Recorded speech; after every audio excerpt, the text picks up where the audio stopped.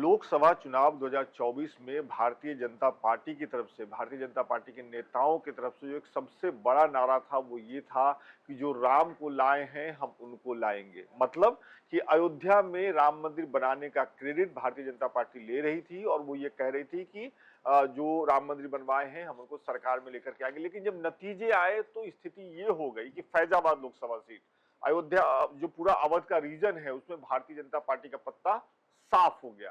कहने का मतलब यह है कि जहां राम मंदिर बना अयोध्या में, जो कि फैजाबाद लोकसभा सीट के अंदर में आता है, उस सीट पर भारतीय जनता पार्टी के उम्मीदवार चुनाव हार गए। पूरा जो अवध रीजन है वहां से भारतीय जनता पार्टी का एक तरीके से सफाया हो गया। गौरव, ये कैसे हुआ है? इंटरनेट पे जो एक नैरेशन चल रहा है वो ये चल रहा है कि राम मंदिर बनने के लिए, राम मंदिर बनाने के लिए जो कुछ लोगों के घर तोड़े गए, वो वीडियो शेयर किए जा रहे हैं, फोटो शेयर किया जा रहा है, तो लोग ये कह रहे हैं कि ये लोग नाराज थे इसकी वजह से। लेकिन इसके पीछे जरूर कुछ राजनीतिक गुना गणित भी है, उसके बारे में थोड़ा बताइए। जी बिल्कुल, मुझे लगता है कि जो अयोध्या की जो फैजाबाद लोकसभा सीट है, जिसको अयोध्या जहां पर राम मंदिर स्थित है, वो उसमें 5 विधानसभा सीटें आती हैं। उस 5 में 3 बीजेपी के पास थी, 2 सपा के पास थी। अच्छा। उसमें से भी एक अभय सिंह वाली सीट जो थी, वो लोग राज्यसभा चुनाव जब हो रहे थे उत्तर प्रदेश में फरवरी के महीने में, तब हमने देखा कि कुछ विधायक जो है समाजवादी पार्टी के बीजेपी के साथ चले गए थे, तो अभय सिंह उसमें चले गए थे, तो बची एक सीट मिल्कीपुर विधानसभा। और इसी मिल्कीपुर विधानसभा से 9 बार के विधायक हैं अवधेश प्रसाद। ग्रामीण इलाका है, सुरक्षित सीट है, दलित समाज से आते हैं, पासी समाज से आते हैं अवधेश प्रसाद। और उनको जो है अखिलेश यादव ने अयोध्या जो फैजाबाद लोकसभा सीट है वहां से चुनाव मैदान में उतारा। उन्हीं का और वीडियो था ना गौरव, जो मंच से अखिलेश यादव कह रहे हैं कि पूर्व विधायक, तो कह रहे हैं हम विधायक हैं अभी। बिल्कुल, वो तो वीडियो तुम सांसद बनने वाले हो। हाँ, वो प्रचार के दौरान का वीडियो है, रैली के दौरान का, जिसमें वो उनका इंट्रो कराते हुए कहते हैं कि पूर्व विधायक, तो तुरंत टोकते हैं अवधेश प्रसाद, कहते हैं कि मैं विधायक हूँ अभी। हाँ। तो कहते हैं कि पूर्व इसलिए कहा, मतलब वो तुरंत उनको हाजिर जवाबी भी कह सकते हैं अखिलेश यादव का, हाजिर जवाबी कि वो उन्होंने तुरंत कहा कि पूर्व इसलिए कहा कि तुम अभी सांसद बनने वाले हो। तो उनको मुलायम सिंह यादव का काफी करीबी माना जाता है। जब 1977 से वो मुलायम सिंह के साथ जुड़े रहे, और जब उत्तर प्रदेश में सपा की सरकार आई है, सपा गठबंधन में साथ में सरकार में आई, तब अवधेश प्रसाद मंत्री बने। 5 बार वो मंत्री बने, समाजवादी पार्टी के प्रमुख दलित चेहरा माने जाते हैं, समाजवादी पार्टी के महासचिव भी हैं फिलहाल। तो ये राजनीति है अवधेश प्रसाद की, जो अयोध्या लोकसभा का कैसे खेल खराब किया। हाँ, ये भी मैं आपको बताता हूँ। 2 चीजें हैं, एक तो लल्लू सिंह से नाराजगी और सरकार से नाराजगी, और दूसरा जातीय समीकरण। तो ये भारी पड़ा है। जो अयोध्या फैजाबाद लोकसभा सीट है वो 5 विधानसभा, मैंने आपको बताया, 1 शहर की सीट है अयोध्या सदर। बाकी जो 4 विधानसभा सीट है वो है ग्रामीण इलाके हैं, और उन ग्रामीण इलाकों पर समाजवादी पार्टी ने फोकस किया। अखिलेश यादव की जितनी भी रैलियां हुई सारी ग्रामीण इलाके में, मिल्कीपुर में हुई और बीकापुर में हुई, वो रैलियां जो है वहां पर हुई। अखिलेश यादव जब प्रचार करने गए तो भी उन्होंने राम मंदिर पर कोई कमेंट नहीं किया, उन्होंने मुद्दे उठाए। उन्होंने कहा कि लोगों में जमीन अधिग्रहण को लेकर नाराजगी है, युवाओं के जो मुद्दे थे, रोजगार वगैरह के उन्होंने उठाए, जो स्थानीय स्तर के मुद्दे थे उन्होंने उठाए। मुस्लिम वोट बैंक था उसको इकट्ठा किया, क्योंकि हम पहले देखते थे कि जब अयोध्या में निर्मल खत्री, जो उत्तर प्रदेश कांग्रेस के पूर्व अध्यक्ष भी रहे, वो चुनाव लड़ते थे, 2009 में वो सांसद भी बने थे। 2014 के चुनाव में 1 लाख से अधिक वोट वो पाए थे। 2019 के चुनाव में 54,000 से अधिक वोट वो पाए थे। तो ब्राह्मण और मुस्लिम वोट इकट्ठा करना भी मतलब एक चुनौती थी। ब्राह्मण वोट इस बार कटा, 46,000 वोट पाए सच्चिदानंद पांडे बसपा के जो उम्मीदवार थे। तो बसपा के उम्मीदवार 46,000 वोट ले गए, 54,000 वोट से हार हुई है लल्लू सिंह की। तो ये, और जो सच्चिदानंद पांडे वो पहले भाजपा में ही थे, ऐसा बताया जा रहा है, वो पहले भाजपा में ही थे, लेकिन जब उन्हें टिकट नहीं मिला तो बसपा में चले गए। तो ये जो लल्लू हैं इनके बारे में थोड़ा बताइए। इनको भारतीय जनता पार्टी ने वहां से उम्मीदवार बनाया बताया में लटपटा जाता है मामला। ये भारतीय जनता पार्टी क्या ज्यादा आत्मविश्वास भी थी अयोध्या सीट को लेकर के, क्योंकि उनको लगा कि इतना बड़ा काम हुआ है, पूरे देश से लोगों को यहाँ ले आए हैं, तो ये तो सीट हम जीत ही जाएंगे। क्या था इसके पीछे? लल्लू सिंह अनुभवी नेता है, मतलब ये नहीं कहा जा सकता कि कोई नया उम्मीदवार या इस तरीके से दिया।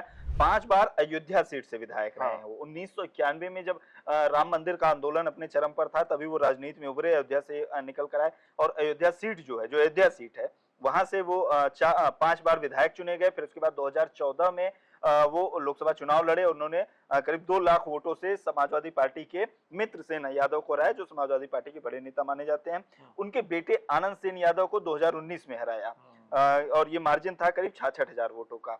लेकिन जब 2024 के वोट चुनाव आए तो 2024 के चुनाव में लल्लू सिंह का एक बयान आता है। क्या? लल्लू सिंह बयान देते हैं कि हमें 400 सीट चाहिए क्योंकि संविधान बदलना है। आहा। तो ये बयान काफी उनको डेंट कर गया।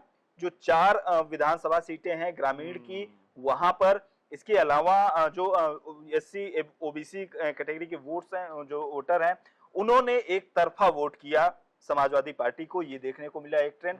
दूसरा ये हुआ कि जो जमीन अधिग्रहण का मुद्दा है, चाहे वो जो राम मंदिर के आसपास का इलाका है, राम वन गमन पथ बना है जहां पर, वहां पर हो, या फिर जहां पर एयरपोर्ट बन रहा है वहां का मुद्दा हो, जमीन अधिग्रहण को लेकर, चाहे वो किसान हो चाहे व्यवसायी हो, क्योंकि अयोध्या एक दुकानें टूटी हैं, शहर में दुकानें टूटी हैं और गांव में खेत जा रहे हैं। तो इसको लेकर नाराजगी थी लोगों को काफी। इसका जो भी हम ग्राउंड रिपोर्ट्स देखते हैं अयोध्या से, उसमें ये बात निकलकर प्रमुख तौर पे आती है। और जब अयोध्या से चुनावी हार हुई, उसके बाद हम सोशल मीडिया पर खूब सारे वीडियोस देख रहे हैं, वायरल हैं, जिसमें लोग रो रहे हैं, बिलख रहे हैं, घर बुलडोजर चल रहा है और ये सब हो रहा है। उसमें लोग कह रहे हैं कि आप बुलडोजर चलवाओगे तो क्या हम वो आपको वोट देंगे? भगवान इससे क्या खुश होंगे? हाँ। जिस भगवान के लिए आप ये सब कर रहे हैं, क्या वो लोगों के घर तोड़ने से खुश होंगे, लोगों की जमीन कब्जाने से खुश होंगे?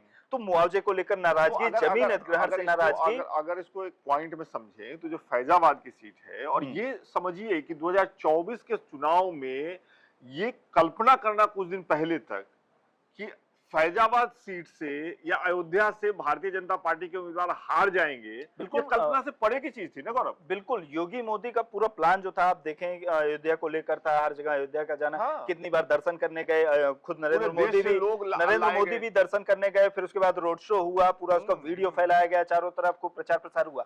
लेकिन अखिलेश यादव ने जो किया वो 4 विधानसभा ग्रामीण पर फोकस किया, और बीजेपी का जो पूरा प्रचार था वो केवल एक विधानसभा सीट सदर की थी, उस पर मैं आपसे ये अपनी इसी वीडियो में ये वादा ले लेता हूं कि अखिलेश यादव ने उत्तर प्रदेश में जो किया है और जिस तरीके से उन्होंने पूरा एक चक्रव्यूह बनाया है, उस पे अलग से भी तो कुछ प्लान कर रहे हैं आप ना? बिल्कुल, जो अखिलेश यादव उत्तर प्रदेश के नहीं देश के, हाँ। अगर हम इंडिया और बीजेपी और कांग्रेस की बात देखें, तीसरी सबसे बड़ी पार्टी के नेता बनकर उभरे हैं। और एक तरीके से सबसे ज्यादा सांसद अगर हम बात करें उनके पास हैं दोनों पार्टियों के बाद। तो अखिलेश यादव ने, और अगर बीजेपी बहुमत के पास नहीं पहुंच पाई, 240 पर जाकर रुक गई है, तो उसमें अखिलेश यादव की जो टिकट वितरण है, और उत्तर प्रदेश में जो कांग्रेस के भी हिस्से सीटें आई हैं, अगर 2 सीट अमेठी रायबरेली छोड़ दे, बाकी हिस्से जो 4 सीटें आई हैं, उनमें भी अखिलेश यादव का ही योगदान उस पर आप अलग से बताइएगा। उस पर हम एक वीडियो बनाएंगे। ये मुझे ये बता दीजिए, अब ये अयोध्या फैजाबाद की तो बात हो गई, अवध का जो पूरा रीजन है उसमें क्या स्थिति रही है बाकी सीटों पे? बाकी सीटों पर भी हमने देखा कि चाहे वो अंबेडकर नगर हो, जहां से वो रितेश वर्मा जो बसपा के सांसद थे, वो फिर बीजेपी में गए, बीजेपी ने उन्हें टिकट दिया, वो चुनाव हार गए। वहां से सपा के लालजी वर्मा चुनाव जीते। लालजी वर्मा को भी पहले बसपा में ही थे, लेकिन वो सपा में आ गए चुनाव से पहले। तो बसपा से आए 2 नेताओं के बीच अलग अलग पार्टी, सपा और भाजपा के बीच। सुल्तानपुर से मेनका गांधी हार गई। मेनका गांधी आप जानते हैं, उनको कोई परिचय देने का कोई मौका नहीं है। परिवार की बहू है, गांधी परिवार बहू, कई बार सुल्तानपुर से चुनी जा चुके हैं। संजय गांधी मंत्री रहे हैं, और इसी चुनाव में, माफ करिएगा, वरुण गांधी का टिकट काट दिया पार्टी ने, लेकिन मेनका गांधी को टिकट दिया गया। बिल्कुल, तो वहां से रामभुआल निषाद, वहां भी समाजवादी पार्टी ने जाति समीकरण देखते हुए और बिल्कुल सही टिकट दिया। इसके अलावा बस्ती सीट से हरीश द्विवेदी चुनाव हार गए हैं। तनुज पूनिया बाराबंकी से चुनाव जीत गए हैं। ये भी देखने को मिला, पीएल पूनिया के बेटे कांग्रेस से। और प्रतापगढ़ सीट से संगमलाल गुप्ता चुनाव हार गए। वहां से जो एसपी सिंह पटेल थे समाजवादी पार्टी के उम्मीदवार, वो चुनाव जीत गए हैं। कौशाम्बी सीट से अगर हम देखें, विनोद सोनकर चुनाव हार गए। पुष्पेंद्र सरोज जो इंद्रजीत सरोज के बेटे समाजवादी पार्टी के महासचिव हैं, और मायावती की सरकार में बड़े मंत्री रहे, बाद में वो सपा में चले आए थे, और सपा में उनकी ठीक ठाक पकड़ मानी जाती है। तो इंद्रजीत सरोज के बेटे पुष्पेंद्र सरोज वहां से चुनाव हार गए। तो हम ये एक ट्रेंड देखते हैं कि अगर हम गोंडा, जहां से कीर्तिवर्धन सिंह जीते हैं, और कैसरगंज, जहां से ब्रिजभूषण शरण सिंह के बेटे करणभूषण सिंह चुनाव जीते हैं, अगर छोड़ दें, उन सीटों को छोड़ दें, तो अवध के रीजन में बीजेपी को तगड़ा नुकसान उठाना पड़ा है। हम ये कह सकते हैं, जो पीडीए की रणनीति अखिलेश यादव की, और उस टिकट वितरण रणनीति के बारे में जरिए। आप अलग से बताइएगा दूसरे बिल्कुल। वीडियो में। चलिए बहुत बहुत शुक्रिया। तो ये हमारे साथी गौरव हमें मुझे भी और आपको भी मुझे लग रहा है समृद्ध कर रहे थे, बता रहे थे कि कैसे जो पूरा अवध का रीजन है, फैजाबाद की सीट है, किस तरीके से जहां राम मंदिर बना, जिस अयोध्या को लेकर के भारतीय जनता पार्टी ने पूरे देश में प्रचार किया, उसको मुद्दा बनाया, वहीं समाजवादी पार्टी के उम्मीदवार ने भारतीय जनता पार्टी के उम्मीदवार को कैसे पटखनी दे दी। तो ये पूरी रणनीति क्या थी, कैसे अयोध्या से बाहर पूरा अवध रीजन प्रभावित हुआ, इसके बारे में भी गौरव ने बताया। आपको क्या लगा, आपकी क्या समझ बनी, वो कमेंट करके जरूर बताइएगा। आपकी राय का हमेशा इंतजार रहता है। बाकी वीडियोस भी देखिए, रिपोर्ट्स भी देखिए लोकमत हिंदी पे। बहुत बहुत शुक्रिया।